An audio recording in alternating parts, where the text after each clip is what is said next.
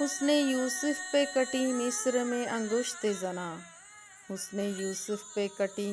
مصر میں انگشت زنا، سر کٹاتے ہیں تیرے نام پہ مردان عرب۔ آج کا ٹاپک ہے میرے آقا کا حسن و جمال۔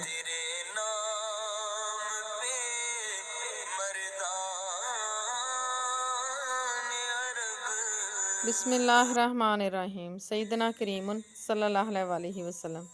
حضور اقدس صلی اللہ علیہ وسلم کو اللہ تعالیٰ نے جس طرح کمال سیرت میں تمام اولین آخرین سے ممتاز اور افضل و اعلیٰ بنایا، اسی طرح آپ صلی اللہ علیہ وسلم کو جمال صورت میں بے مثال بے مثل پیدا فرمایا۔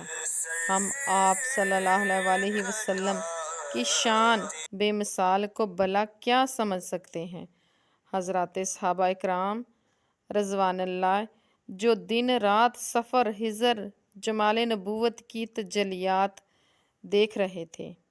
انہوں نے محبوب خدا صلی اللہ علیہ وسلم کے جمال بے مثال کے فضل و کمال کی جو مصوری کی، اس کی کوئی مثال نہیں ملتی۔ اس کو سن کر یہی کہنا پڑتا ہے کہ جو کسی مداح رسول نے کیا خوب کہا ہے، یعنی اللہ تعالیٰ نے حضور صلی اللہ علیہ وسلم کا پیدا ہی نہیں فرمایا، کوئی مثل بھی نہیں تے مثال بھی نہیں، کوئی رلیا تیرے نال بھی نہیں۔ صحابی رسول تاجدار دو عالم صلی اللہ علیہ وسلم کے درباری شاعر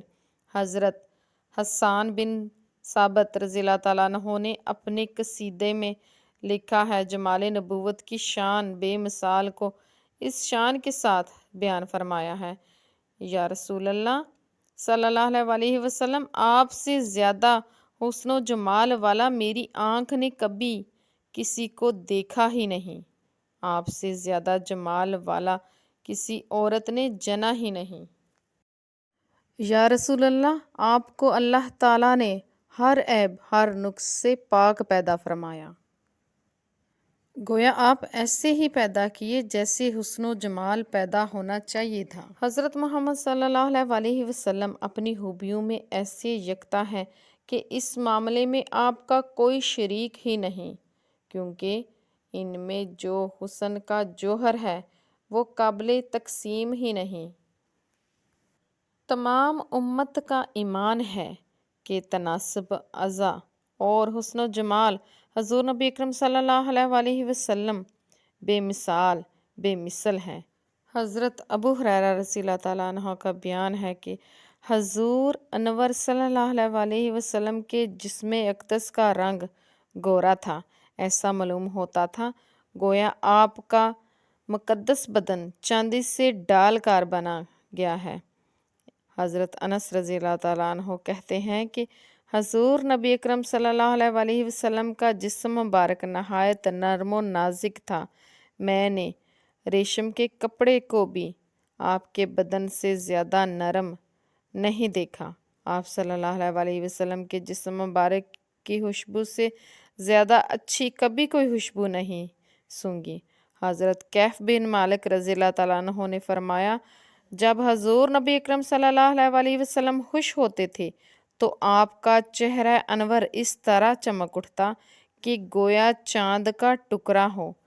ہم لوگ اسی کیفیت سے حضور صلی اللہ علیہ وسلم کی شادمانی مسرت کو پہچان لیتے تھے۔ آپ کے روح انور پر پسینے کے قطرے موتیوں کی طرح ڈھلکتے تھے اور اس پر مشک و عنبر سے بڑھ کر خوشبو رہتی تھی۔ چنانچہ حضرت انس رضی اللہ تعالیٰ عنہ کی والدہ حضرت بی بی ام سلیم رضی اللہ تعالیٰ عنہ ایک چمڑے کا بستر حضور نبی اکرم صلی اللہ علیہ وسلم کے لیے بچھا دیتی تھیں، آپ صلی اللہ علیہ وسلم اس پر دوپہر کو قیلولہ فرمایا کرتے تھے تو آپ کے جسم اطہر کے پسینے کے وہ قطرے ایک شیشی میں جمع فرما لیتی تھی، پھر اس کو اپنی خوشبو سے ملا لیا کرتی تھی۔ چنانچہ حضرت انس رضی اللہ تعالیٰ عنہ نے وصیت کی تھی کہ میری وفات کے بعد میرے کفن میرے بدن پر وہی خوشبو لگائی جائے، جو حضور نبی اکرم صلی اللہ علیہ وسلم کے جسم اطہر کا پسینہ ملا ہوا ہے۔ انسان کا چہرہ اس کے من کا آئینہ دار ہوتا ہے۔ پہلی نظر ہمیشہ کسی شخصیت کے چہرے پر پڑتی ہے، اس کے بعد اس کی سیرت و کردار کو جاننے کی خواہش دل میں جنم لیتی ہے۔ حضور اقدس صلی اللہ علیہ وسلم کی حیات طیبہ کے حوالے سے فضائل اور اس کا نقطہ نظر سے معلوم کرنے سے پہلے جاننے کی خواہش فطری طور پر پیدا ہوتی ہے کہ اس مبارک ہستی صلی اللہ علیہ وسلم کا سراپا قد و قامت، شکل و صورت کیسی تھی، جس کے فیضان نظر تہذیب و تمدن سے ناآشنا خطہ ایک مختصر سے عرصے میں رشک و ماء انجمن کا گہوارہ بن گیا، جس کی تعلیمات اور روشنی سیرت و کردار کی روشنی سے جاہلیت اور تہمت پرستی کے تمام پردے چاک کر دیے۔ سرور کائنات حضرت محمد صلی اللہ علیہ وسلم کے حسن سراپا کا ایک لفظی موقع صحابہ کرام اور تبع تابعین کے ذریعے ہم تک پہنچتا ہے، جس سے پتہ چلتا ہے کہ اللہ تعالیٰ نے آپ صلی اللہ علیہ وسلم کو وہ حسن و جمال عطا کیا تھا جو کسی اور شخص کو نہیں عطا ہوا تھا۔ حضور نبی اکرم صلی اللہ علیہ وسلم اللہ تعالیٰ کے سب سے محبوب اور مقرب نبی ہیں، اس لیے باری تعالیٰ نے انبیاء کرام سابقین کے جملہ مشائل اور حصائل آپ ہی میں، آپ کی ذات اقدس میں اس طرح جمع فرما دیے تھے۔